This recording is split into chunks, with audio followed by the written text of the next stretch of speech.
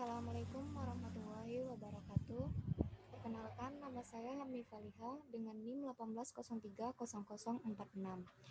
Saya akan mempresentasikan tugas analisis regresif dengan dosen pembimbingnya adalah Dr. Randa Helma MSI.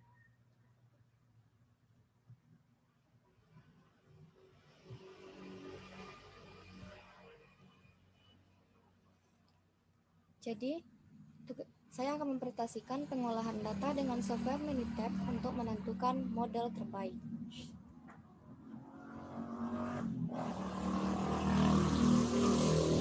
Pertama, saya akan menggunakan 20 data yang diberikan, yaitu seperti yang saya sajikan pada gambar. Kemudian selanjutnya kita akan menentukan matriks plot dan interpretasinya. Dapat terlihat gambar yang saya sajikan, inilah matriks plotnya. Matriks plot of Y dari X1, X3, X4, X6, sampai X7. Dan interpretasinya dari baris 1 ke kolom 2 sampai 6 dapat dilihat ada pancaran titik kira-kira membentuk garis seperti pada gambar yang saya sajikan. Dengan begitu, regresi linear dapat digunakan untuk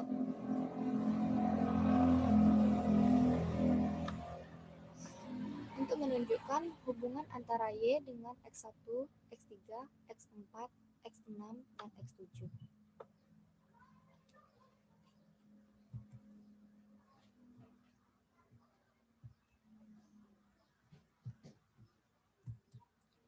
Selanjutnya yaitu membentuk model.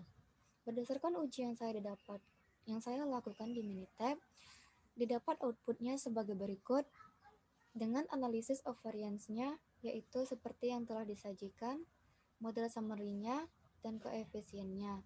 Sehingga didapat regression equation-nya yaitu Y sama dengan min 3,4 ditambah 0,00140 X1 dikurang 0,229 X3 ditambah 0,0477 X4 dikurang 0,0008 X6 ditambah 0,244 X7. Selanjutnya, untuk menentukan R kuadrat, perhatikan bahwa ini adalah tabel yang saya sajikan dari output yang telah saya dapatkan dalam pengujian.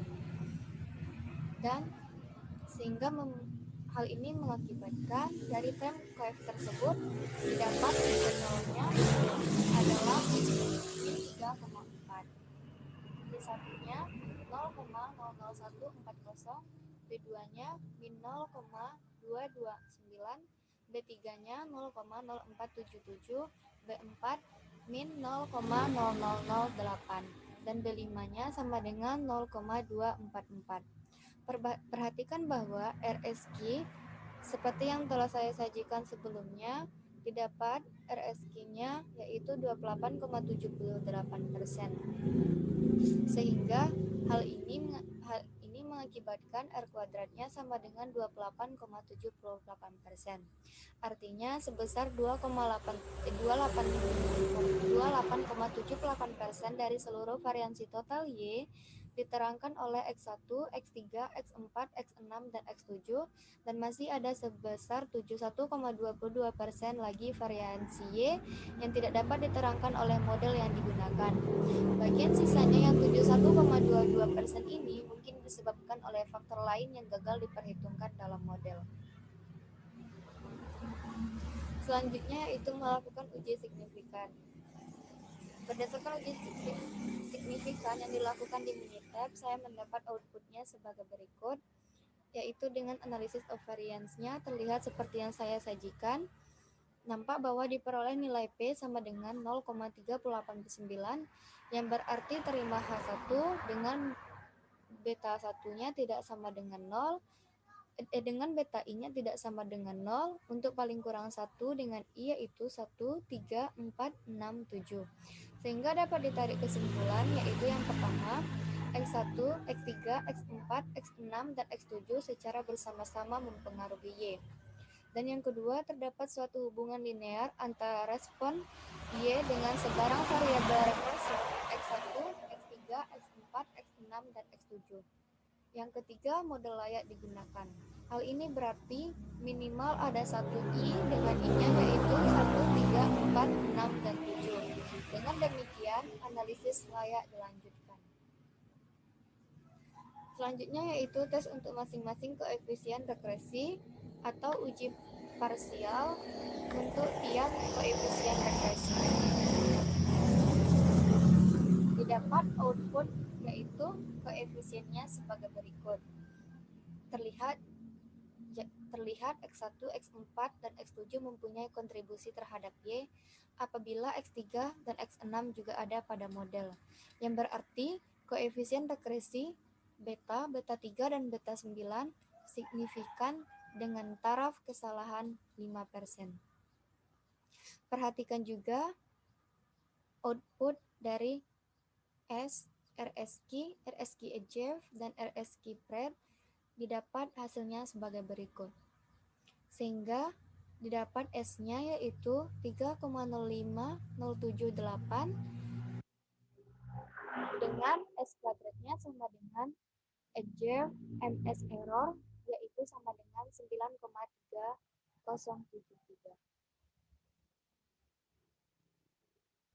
Dan dalam output juga didapat koefisiennya sebagai berikut, yang mengakibatkan SB0-nya sama dengan 24,3, SB1 0,0373, SB3 0,411, SB4 0,0791, SB6 0,636, dan SB7-nya 0,297.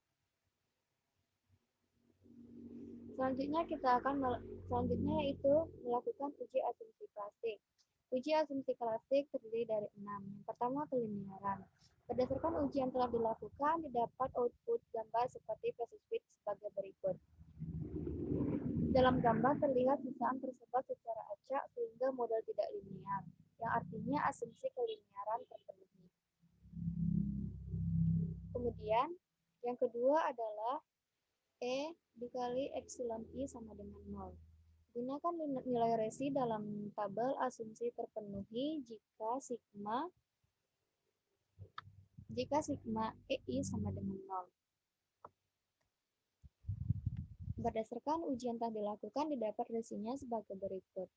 Berdasarkan hasil perhitungan, EI sama dengan YI dikurang I diperoleh sigma EI sama dengan 0. Karena sigma EI sama dengan 0, maka asumsi terpenuhi. Selanjutnya adalah yang keempat, kesamaan variansi, yaitu dengan rumus sebagai berikut. Dalam pengujian, dapat gambarnya sebagai berikut, sehingga dapat ditarik kesimpulan dari gambar, sisaan tersebar secara acak sehingga model tidak linear, yang artinya asumsi kelinearan terpenuhi. Kemudian yang keempat adalah kenormalan galat. Didapat juga gambar seperti berikut. Dalam hal ini, hasil uji diperoleh P sama dengan 0,885, karena kecil dari 0,05, maka terimahan 0. Hal ini berarti galat berdistribusi normal. Yang kelima, sampel acak, di mana tidak ada cara memeriksa apakah terok yang diambil atau bukan. Hanya perlakuannya atau yang mengambil terok tersebut yang tahu tentang hal itu. Kalau terok tidak diambil secara acak, maka nasi sudah menjadi bubur. Tidak ada usaha apapun yang dapat dilakukan untuk menjadikannya acak. Yang keenam, galat tidak berkorelasi, yaitu terlihat dengan hasil durbin Watson statistik, yaitu sama dengan 1,41454. Karena D statistik dekat kedua, sehingga galat diindikasikan tidak ada autokorelasi. Hal ini berarti asumsi galat tidak berkorelasi terpenuhi. Dari asumsi-asumsi tersebut dapat ditarik kesimpulan yang pertama, kelinearannya terpenuhi, E dikali epsilon I-nya sama dengan 0 juga terpenuhi, kesamaan variansinya juga terpenuhi, kenormalan galat juga terpenuhi, dan galat tidak berkorelasinya juga terpenuhi. Karena semua asumsi terpenuhi, maka tidak diperlukan transformasi data lagi. uji selanjutnya adalah menangani pencilan. Didapat hasil output sebagai berikut. Berdasarkan hasil output Minitab seperti pada tabel di atas, dapat dilihat bahwa diperoleh semua data tersebut dengan hasil sebagai berikut. Studentize-nya, studentized residualnya kecil dari 2, jarak COK-nya kecil dari 2, dan jarak fitnya kecil dari 2. Karena untuk semua data sudah didapatkan hasil studentized residualnya, dan juga jarak COK dan jarak FIT kurang dari 2, maka data tersebut tidak perlu melakukan pengeluaran data outlier, dan data tersebut disimpulkan tidak memiliki pencilan. Selanjutnya, membentuk model terbaik. Membentuk model terbaik terdiri dari 4. Yang pertama, forward selection. Berdasarkan forward selection yang dilakukan di Minitab, dengan alfanya 0,25 didapat analisis of variannya sebagai berikut dan model summary-nya juga koefisiennya. Sehingga regression equation-nya yaitu sama dengan Y sama dengan min 10,14 ditambah 0,307x7. Yang kedua, backward elimination. Dengan alfa 0,01 didapat outputnya sebagai berikut. Dengan analisis of variance, model summary, koefisiennya disajikan seperti gambar yang saya sajikan, sehingga regression equation-nya Y sama dengan min 10,14 ditambah 0,307x7. Yang ketiga adalah metode stepwise.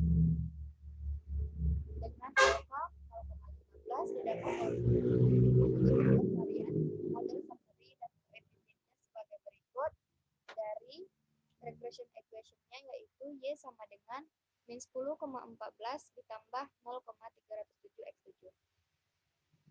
Yang keempat adalah metode semua kombinasi. Untuk melakukan metode semua kombinasi yaitu melakukan uji analisis regresif Y terhadap masing-masing predaktor, yaitu terhadap X1, X3, X4, X6, dan X7, dan selanjutnya.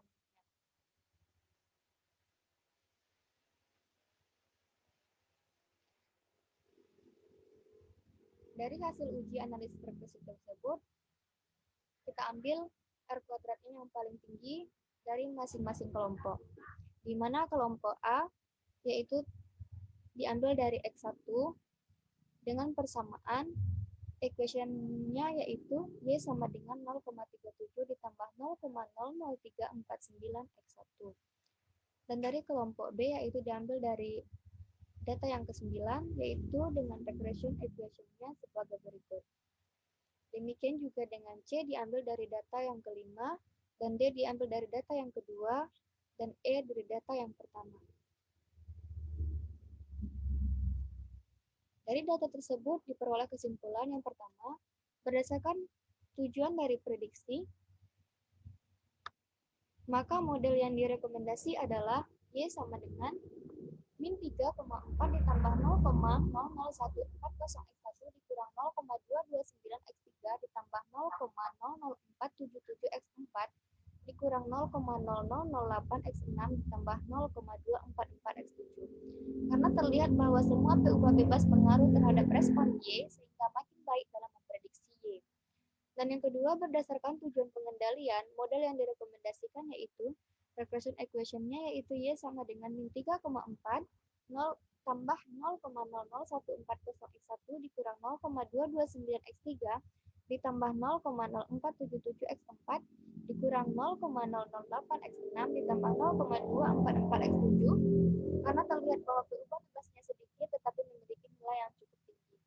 Sehingga model yang direkomendasi adalah regression equation yang tadi juga yaitu Y sama dengan 3,4 ditambah 0,00140x1 dikurang 0,229x3 ditambah 0,0477x4 dikurang 0,0008x6 ditambah 0,244x7, di mana variabel Y dipengaruhi oleh variabel X1, X3, X6, dan X7. Itulah hasil presentasi di uji Minitab yang saya lakukan. Salah dan janggal saya mohon maaf. Terima kasih. Assalamualaikum warahmatullahi wabarakatuh.